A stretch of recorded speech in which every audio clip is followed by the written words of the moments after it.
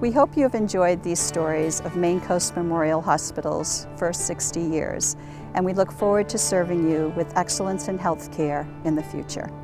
Well, my earliest memory of the hospital was before there was a hospital.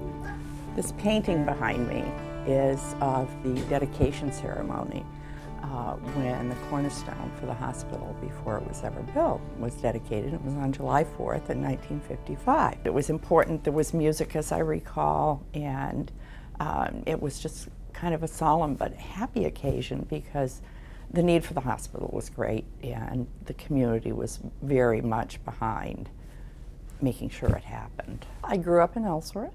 This little spot on the hill has been part of my life for most of my life, one way or the other. You know, there were probably 15 or 20 kids in the neighborhood.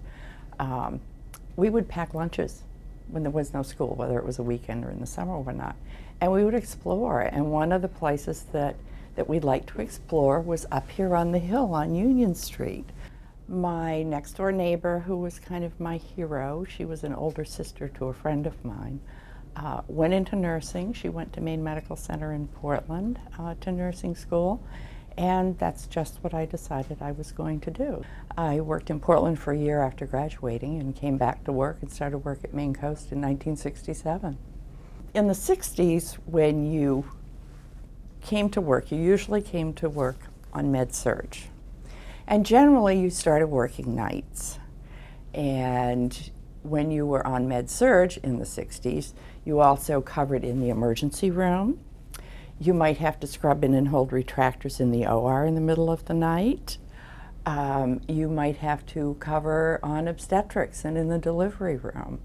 So that first year, I kind of got to work everywhere in the hospital. I think the biggest thing initially, the hospital was very small, it was a small community hospital, was a sense of family.